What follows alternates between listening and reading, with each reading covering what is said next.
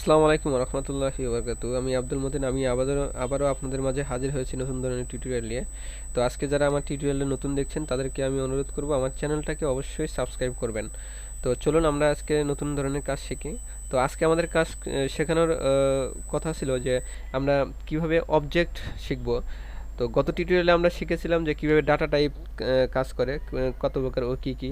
তার ভিতরে একটা ছিল যে অবজেক্ট। আমি আলাদাভাবে একটা ক্লাস নেওয়ার জন্য এটা বাদ দিয়েছিলাম।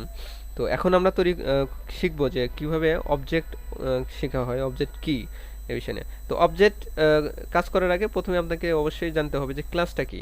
অবজেক্ট ক্লাসের মাধ্যমেই তো অবজেক্ট তৈরি করা হয়। অবজেক্ট অর্থাৎ আমরা অবজেক্টটা কি সেটা বিষয় নিয়ে আমি আলোচনা করি আগে প্রথমে। যে অবজেক্টের আগে প্রথমে ক্লাস নিয়ে আলোচনা করি। ক্লাসটা হলো আমরা এক ধরনের বস্তু, মানে প্রাণী।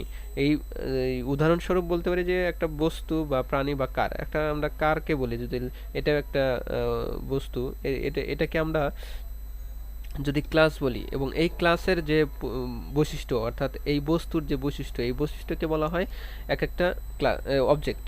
তো আমরা এখানে বুঝতে পারছি যে খুব সহজ ভাষা যে যে কোনো একটা বস্তুকে আমরা ক্লাস বলতে পারি, এবং সেই ক্লাসের যে কার্যক্রম বা বৈশিষ্ট্য, সেই বৈশিষ্ট্যকে বলা হয় অবজেক্ট।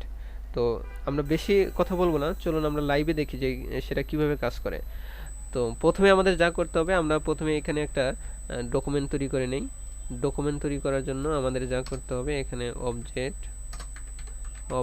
ডট পিএইচপি আমি একটা ফাইল নিলাম। এর ভিতরে এখন আমি লিখব যে পিএইচপি শুরু করলাম, পিএইচপি শেষ করলাম। তো আমি বলেছিলাম যে অবজেক্ট তৈরি করার আগে আমাদেরকে শিখতে হবে ক্লাস। ক্লাসটা হলো বস্তু।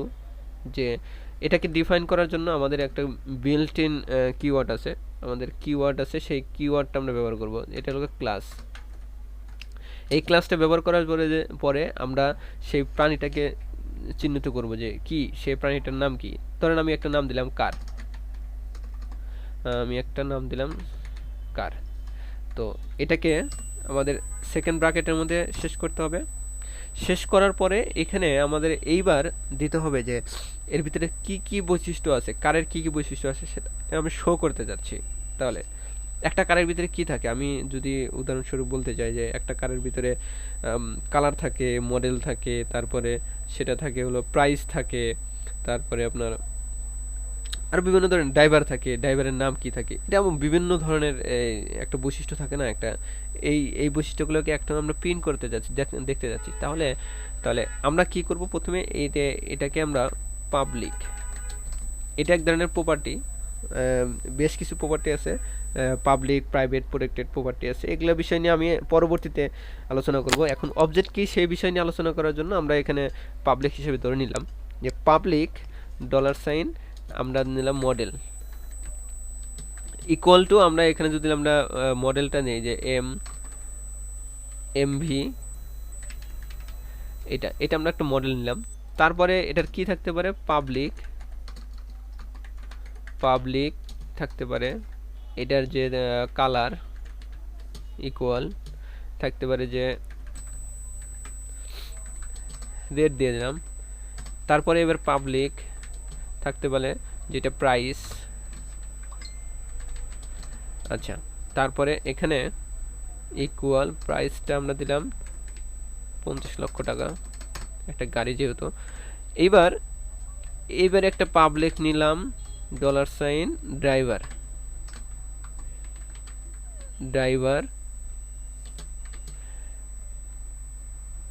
বা ড্রাইভার নেম আমি নিলাম, এটা আমি নিয়ে রাখলাম, ড্রাইভার নেমটা আমি নিয়ে রাখলাম। তো এখন এদেরকে আমি শো করাতে চাচ্ছি।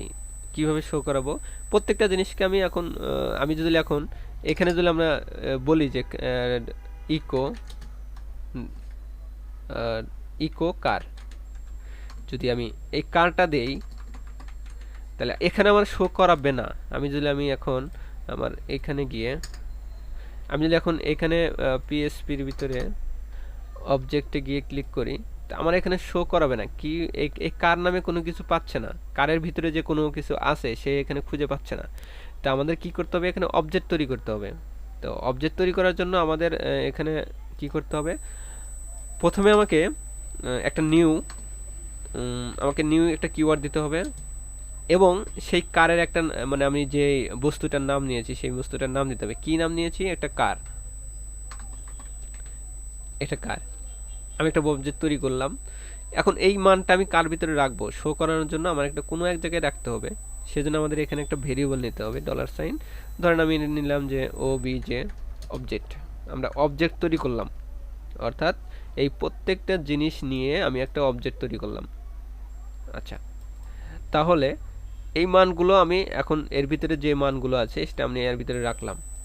এখন এটাকে আমরা প্রত্যেকটা এক একটা করে শো করতে চাচ্ছি। তাহলে আমাদের কি করতে হবে? ধরেন ইকো দিয়ে আমি $, ও ওবিজে অবজেক্ট।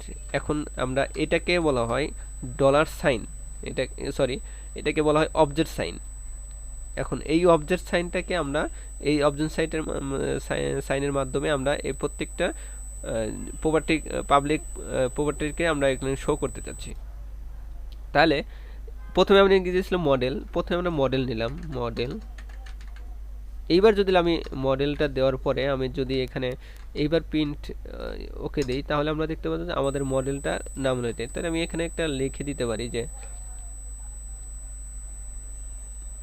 আমি এখানে কনকাট করে দিই, তাই ভালো হবে।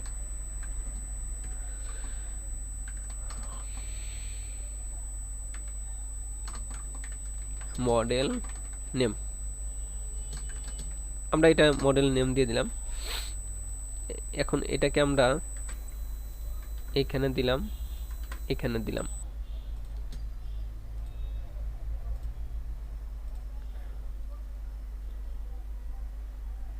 আচ্ছা,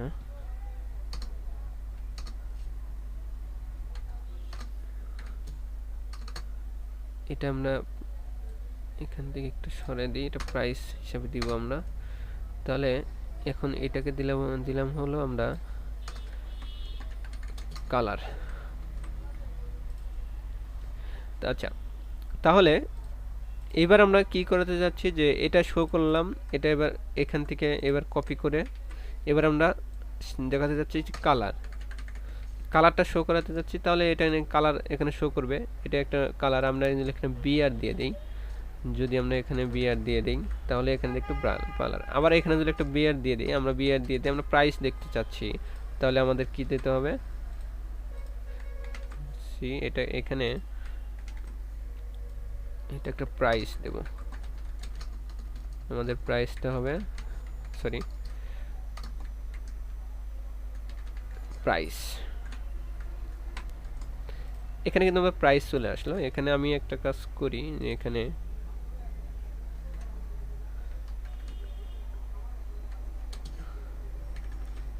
লেখা দিই যে প্রাইস। তাহলে এখানে সুন্দরভাবে শো করবে প্রাইস। এখানে প্রাইসটা আমি এখানে শো করতে পারলাম। তাহলে আমি এখানে আপনাদের হয়তো বোঝাতে পারছি যে কোনো একটা কারকে একটা বস্তু ধরে নিলাম, এই বস্তুর ভিতরে যে জিনিসগুলো আছে, বৈশিষ্ট্যগুলো আছে, প্রত্যেকটা জিনিসটাকে আমি একটা অবজেক্ট হিসাবে ধরে নিছি।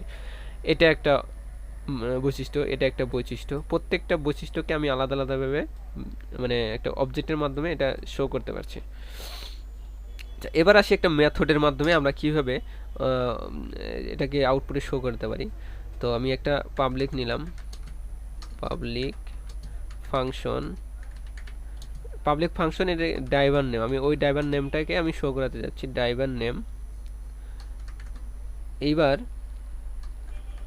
এটাকে আমি শো করাতে যাচ্ছি মানে এর ভিতরে যে মানটা আছে, অর্থাৎ আমি এটাকে শো করাতে যাচ্ছি। আমি একটা ভেরিয়েবল নিয়েছি, সেই ভেরিয়েবলের মানটাকে আমি শো করাতে যাচ্ছি। তো এখানে আমি $this এর ভিতরে যে ভেরিয়েবলটা আছে এটাকে আমি ব্যবহার করার জন্য আমি এখানে দিস ব্যবহার করলাম। এখানে একটা অবজেক্ট সাইন ব্যবহার করে আমি ওই ড্রাইভারটাকেই দিয়ে দিলাম, যে এখানে দিলাম আমি কোনো কিছু শো করাতে চাই। আচ্ছা, এইবার এখান থেকে আমাকে রিটার্ন করে দিতে হবে। রিটার্ন করে আমি এখানে যে মানটা ছিল এর ভিতরে এখানে আসবে। এখান থেকে আমি এখানে আবার রিটার্ন করে দিয়েছি, এখানে মানটা শো করাবে। কি মান? এই যে ড্রাইভারটা আছে সেই ড্রাইভারের ভিতরে আমি একটা মান দিতে যাচ্ছি। কি নাম? মানে ড্রাইভার নামটা হলো যে আমি আমার নামটাই দিয়ে দিলাম, এমডি মতিন খান। আচ্ছা, এইবার যদি আমি আমাদের আউটপুটটা দেখতে চাই তাহলে দেখতে পারো যে এমডি মতিন খান। আমাদের এখানে একটা ব্রেক ব্রেক ব্রেক দিলেই ভালো হবে। আমরা কোথায় ব্রেক দিয়ে দিই? এখানে ব্রেক দিয়ে দিই বিআর। তাহলে দেখতে পারবো যে এখানে ড্রাইভার নেম, আমি যদি এখানে আর একটা দিয়ে দিই যে ড্রাইভার নেম, কনকাট করে দিলাম, এইখানে দিলাম যে ড্রাইভার নেম। এখন দেখতে পারবো যে এখানে সরি, এখানে আমাদের এখানে এইটাকে কাট করে আমি এখানে দিয়ে দিলাম। এবার যদি আমি দেই ড্রাইভার নেম, অর্থাৎ প্রত্যেকটা জিনিস কিন্তু আমি আলাদা আলাদাভাবে শো করতে পারছি যে এটা ড্রাইভার নেম, তারপরে আমরা কালার মডেল, এই আমি আপনাদেরকে হয়তো বুঝাতে পারছি যে একটা কারকে বস্তু ধরে নিলাম, এটা ক্লাস ধরে নিলাম, সেই ক্লাসের ভিতরে যে বৈশিষ্ট্যগুলো আছে প্রত্যেকটা একটাকে আমরা অবজেক্ট হিসেবে দেখাইছি। ওকে, আচ্ছা, এর ভিতরে আমি যদি এখন এটা মেথডের মাধ্যমে, অর্থাৎ এই মেথডের মাধ্যমে যদি আমি কোনো একটা মান নিতে চাই তাহলে আমি কিভাবে নিব? ধরুন এখানে এটাকে আমি এখান থেকে কাট করলাম, কাট করে এখানে এই মেথডের মাধ্যমে আমি শো করাতে যাচ্ছি। আচ্ছা, এখানে শো করাবো এই মানটাই। তাহলে আমি এখানে যে মানটা দিয়েছি এখানে আমাদেরকে সেই মানটা ধরতে হবে। কি দিয়ে? আমি একটা ভেরিয়েবল দিচ্ছি যে ডাটা দিয়ে সেই মানটা আমি ধরতে যাচ্ছি। এবং সেই ডাটাটা যদি আমি এখানে দিয়ে দিই, এখানে আমি একটা মান ডাটা দিব, কি কি কি মানটা দিচ্ছি? এই মানটা দিচ্ছি। তাহলে এই মানটা আমি এখানে দিয়ে দিলাম। তাহলে আমি এখানে এই মানটা দেওয়ার পরে এখন কিন্তু আমার আউটপুটটা সেম জিনিসই দেখাবে। আমি যদি এখানে আউটপুট, আমি কিন্তু কোনো পরিবর্তন হচ্ছে না, আমার কিন্তু সেম মানটাই এখানে দেখাচ্ছে। আমি এখানে মেথডের মাধ্যমে মানটা এখানে ধরেছি, সেই মানটাকে আমি এখানে আবার দিয়েছি, সেটাই আবার এখানে রিটার্ন করে সেটাই আবার ইকো করে দিয়েছে সেটা। তো এইভাবেই হলো অবজেক্ট ওরিয়েন্ট প্রোগ্রামিং কাজ করা হয়। তো যারা অবজেক্ট ওরিয়েন্ট প্রোগ্রামিংয়ে এখনও বোঝেন নাই ভালোভাবে, তারা আমাকে টেক্সট করবেন। আমি আবার পরবর্তীতে টিউটোরিয়ালকে অবশ্যই ভালো করে আবার বানানোর চেষ্টা করব। আর যদি বুঝে থাকেন তাহলে অবশ্যই ভালো।